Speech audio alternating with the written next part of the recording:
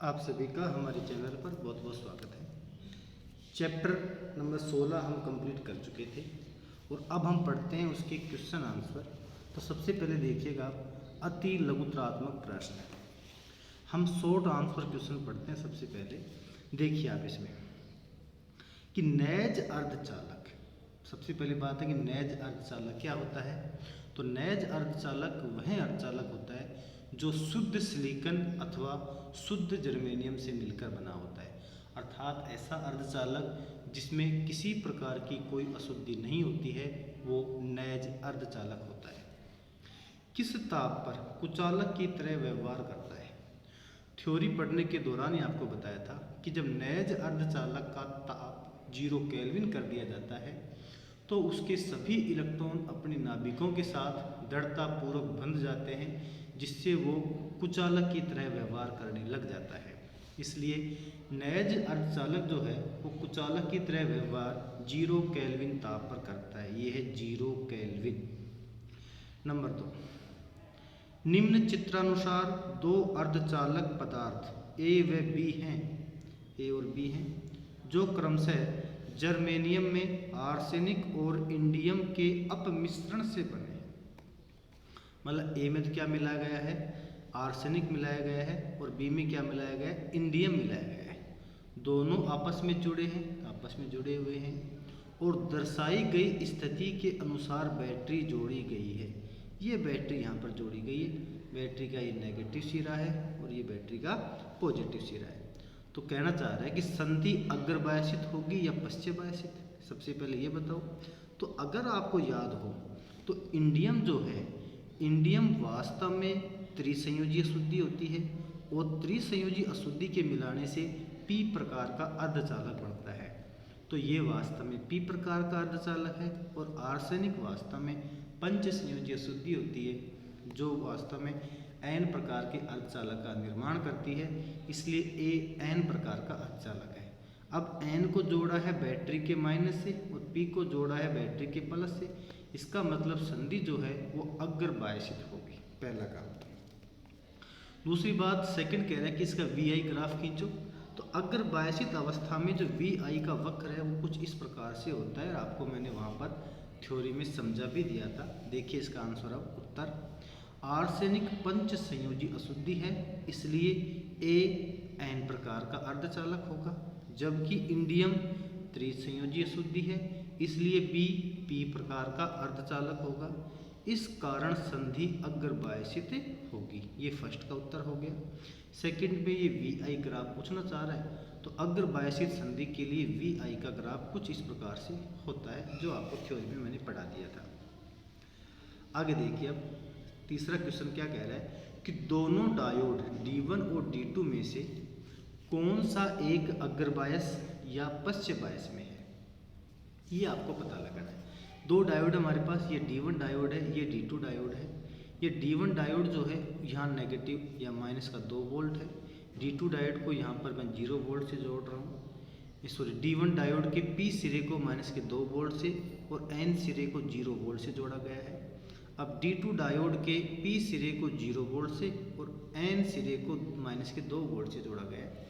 सवाल पूछना चाह रहा है कि अग्र बायस में कौन सा डायोड होगा और पश्चिम बायस में कौन सा डायोड होगा। तो देखिए ध्यान से, आपको अब तक इतना ही सिखाया गया था कि अगर P प्रकार के अर्धचालक डायोड के P वाले भाग को अगर बैटरी के पॉजिटिव से जोड़ दें और N वाले भाग को अगर बैटरी के नेगेटिव से जोड़ दें तो वो अग्रबायस होता है, और अगर उल्टा जोड़ते हैं तो पश्चबायस होता है। यही बात आपको सिखाई गई है अभी तक, लेकिन इससे यहाँ काम नहीं चल रहा।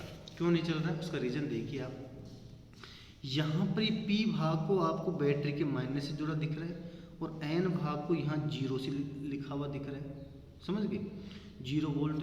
अब आपको वो नॉलेज यहाँ काम नहीं आ रहा है, इसलिए आप ध्यान दें कि माइनस का 2 बड़ा है या 0। आप कहोगे सर 0 बड़ा है, इसका मतलब ये वोल्टेज ज़्यादा है और ये वोल्टेज कम है, और ज़्यादा वाली वोल्टेज जुड़ रही है N से। इसका मतलब ये हो गया पश्चबायस। क्या हो गया ये, पश्चबायस। तो D1 डायोड किस में रहेगा बेटा, पश्चबायस में रहेगा। इसलिए सेकंड भाग में पूछ रहा था ना कि पश्चबायस में कौन सा है, तो कौन सा है, D1 है। समझ गए। D2 को देख लो। D2 का जो P वाला भाग है ये जुड़ रहा है 0 से और N वाला भाग जुड़ रहा है -2 से। अब 0 और -2 में से कौन सा बड़ा है बताओ। निसंदेह 0 बड़ा है, -2 तो छोटा है। अब बड़ा वाला वोल्टेज पॉजिटिव P से जुड़ रहा है, इसका मतलब ये क्या बनेगा, अग्र बायस में। तो फर्स्ट वाला पूछना चाह रहा था कि अग्र बायस में कौन सा होगा, तो वो होगा D2। इस प्रकार से इन दोनों चित्रों में से अग्र बायस में D2 डायोड जुड़ा हुआ है और पश्चिम बायस में D1 डायोड जुड़ा हुआ है। अगला क्वेश्चन देखिएगा, फोटो डायोड का मुख्य उपयोग क्या है। पढ़ाया था आपको मैंने कि फोटो डायोड जो है वो प्रकाशीय संसूचक की तरह व्यवहार करता है, इसलिए प्रकाश के संसूचक में के रूप में इसका मुख्य उपयोग किया जाता है। अगला क्वेश्चन देखिए, डायोड को अग्र बायस एवं उत्क्रम बायस स्थिति में जोड़ने पर अवक्षय परत पर क्या प्रभाव पड़ता है। मतलब कि अग्र बायस में जोड़ेंगे, आपको बता तो दिया था मैंने वहाँ पर कि जब इसको अग्र बायस में जोड़ते हैं तो अग्र बायस में जोड़ने पर डायोड की जो अवक्षय परत है वो पतली हो जाती है और उत्क्रम बायस में अवक्षय परत मोटी हो जाती है या यूँ कहूँ चौड़ी हो जाती है। तो ये हो गया, अग्र बायस में अवक्षय परत पतली हो जाती है और पश्चिम बायस में अवक्षय परत और अधिक चौड़ी हो जाती है। नंबर 6, नैज अर्धचालक की क्रिस्टल संरचना का नाम लिखिए। क्लियर। और नैज अर्धचालक की जो क्रिस्टल संरचना होती है वो होती है समचतुष्फलकीय। क्या होती है, समचतुष्फलकीय। क्लियर। आगे देखिए, नंबर 7, सोलर सेल में GaAs गैलियम आर्सेनाइड का प्रयोग ही सामान्यतः क्यों किया जाता है, कारण दीजिए। देखो बेटा, इसका कारण को समझना, एग्जाम में शायद पूछा हुआ भी है ये कि जो GaAs है ना, सोलर सेल के लिए ऐसे पदार्थ का चयन करते हैं जिसके लिए वर्जित ऊर्जा अंतराल या कहूँ Eg का मान 1.5 वोल्ट से कम हो। क्लियर। सिलिकॉन के लिए तो ये 1.1 वोल्ट होता है और जर्मेनियम के लिए 0.72 वोल्ट होता है और GaAs के लिए ये 1.3 वोल्ट होता है, इलेक्ट्रॉन वोल्ट होता है। क्लियर। तो अब बात आती है कि ये जो है ना 1.5 वोल्ट से कम होना चाहिए, तो 1.5 वोल्ट के सबसे नज़दीक ये GaAs वाली वैल्यू ही आ रही है, जबकि सिलिकॉन का 1.1 भी कम पड़ रहा है और जर्मेनियम का तो 0.72 और ज़्यादा कम पड़ रहा है, इसलिए ये यूजेज नहीं आएंगे। तो इसके उत्तर के लिए आपको 2-3 बातों को याद रखना पड़ेगा। पहली बात है कि वर्जित ऊर्जा जो अंतराल है, मतलब सोलर सेल के लिए ऐसा पदार्थ उपयोग में लेते हैं जिसके लिए Eg का मान 1.5 इलेक्ट्रॉन वोल्ट से कम हो। एक तो ये आंकड़ा याद रखना है। फिर आपको याद रखना है कि सिलिकॉन के लिए Eg का मान 1.1 इलेक्ट्रॉन वोल्ट होता है, जर्मेनियम के लिए Eg का मान 0.72 इलेक्ट्रॉन वोल्ट होता है और GaAs के लिए Eg का मान 1.3 इलेक्ट्रॉन वोल्ट होता है। इन तीनों में से GaAs का जो Eg है वो 1.5 के नज़दीक है, इसलिए सोलर सेल में GaAs का इस्तेमाल किया जाता है। देखो, सोलर सेल के लिए ऐसे पदार्थ का चयन करना उपयुक्त है जिनके लिए वर्जित ऊर्जा अंतराल 1.5 इलेक्ट्रॉन वोल्ट से कम हो। सिलिकॉन के लिए Eg बराबर 1.1 इलेक्ट्रॉन वोल्ट तथा GaAs के लिए Eg बराबर 1.3 इलेक्ट्रॉन वोल्ट है। अतः इन पदार्थों का सोलर सेल के लिए चयन उपयुक्त है। प्रश्न नंबर 8 क्या कह रहा है, नोट द्वार का प्रतीक चिन्ह बनाइए। तो ये चिन्ह जो है वो नोट द्वार का ही होता है। अगला देखिए, किन्हीं दो यौगिक कार्बनिक अर्धचालक के नाम लिखो। मादित्य थैलोसियानीस और एंथ्रासिन, दोनों के दोनों। ये जो क्वेश्चन है बहुत इम्पोर्टेंट है, एग्जाम में पूछा हुआ है, आप इसको अच्छे से रट लें क्योंकि जब वो कार्बनिक अर्धचालक पूछेगा तो आपको ये ही लिखना पड़ेगा। सिलिकॉन जर्मेनियम लिखने से आपको उत्तर नहीं मिलेंगे। तो दो कार्बनिक अर्धचालक होते हैं, मादित्य थैलोसियानीस और एंथ्रासिन। अगला क्वेश्चन देखो, एनपीएन ट्रांजिस्टर का प्रतीक चिन्ह बनाइए। ये एनपीएन ट्रांजिस्टर है, इसका ये इमीटर है, ये कलेक्टर है, ये बेस है और ये तीर का निशान इसमें बाहर की ओर लगता है तो एनपीएन ट्रांजिस्टर बनता है। आपको मैं बता चुका हूँ। अगला क्वेश्चन कह रहा है अपने से कि यहाँ एक तार्किक द्वार के लिए सत्यता सारणी दी गई है, इस द्वार का नाम दीजिए और इसका प्रतीक चिन्ह बनाइए। और ये सारणी दे रखी है बेटा। अब सारणी से आपको पता लगाना है कि कौन सा द्वार है, समझे, सोचें। देखो 0 0 का 1 बन रहा है, दिमाग लगाओ। सबसे पहले अपन जोड़ के देखेंगे, फिर अपन गुणा करके देखेंगे, ठीक है। देखो किससे सिस्टम बैठता है, 0 0 को जोड़ूँ ना मैं तो 0 मिलना चाहिए, वो भी नहीं मिल रहा। 0 0 को गुणा करूँ तो भी 0 मिलना चाहिए, वो भी नहीं मिल रहा। इसका मतलब एक तो स्पष्ट हो गया कि न तो ये और गेट है न एंड गेट है। और दिमाग लगा लो, 0 गुणा 1 0, यहाँ तो गुणा का सिस्टम बैठ रहा है। 1 गुणा 0 0, यहाँ भी गुणा का सिस्टम बैठ रहा है। इसके हिसाब से एंड गेट बन रहा है, लेकिन 1 गुणा 1 फिर 1 होना चाहिए तो 0 आ रहा है। इसका मतलब न एंड गेट है न और गेट है, फिर क्या है। चलो बच गए 2 गेट और बच गए, तो नोर गेट और एक नैंड गेट। नोर गेट वाला दिमाग में रखो। नोर का मतलब कि एक बार तो जोड़ो और फिर उसका रिवर्स करो, ठीक है। 0 0 0 होना चाहिए, 1 हो गया, सही है। 0 गुणा 1 0 होना चाहिए और 0 का उल्टा, सॉरी हमें तो और का हिसाब लगाना था। 0 प्लस 0 0 होना चाहिए तो 1 हो गया। 0 प्लस 1 1 होना चाहिए तो उल्टा 0 हो गया। 1 प्लस 0 0 होना चाहिए, 1 प्लस 0 सॉरी 1 होना चाहिए, उल्टा 0 हो गया। और 1 मिलकर 1 बनना चाहिए, उल्टा क्या बन गया, 0 बन गया। इसका मतलब ये कैसा है, नोर गेट है। तो उत्तर आ गया नोर द्वार। और नोर द्वार का प्रतीक चिन्ह आप जानते हो, आपको तरीका मैंने बताया था कि इसमें ओ आता है, तो इसमें ओ जैसा वक्राकार सरफेस यहाँ पर आता है। एन लग रहा है तो यहाँ छोटा गोला लगा दिया, ए बी, और ये क्या है, वाई इसका आउटपुट है। अगला देखो, प्रकाश उत्सर्जक डायोड व जेनर डायोड के प्रतीक चिन्ह बनाइए।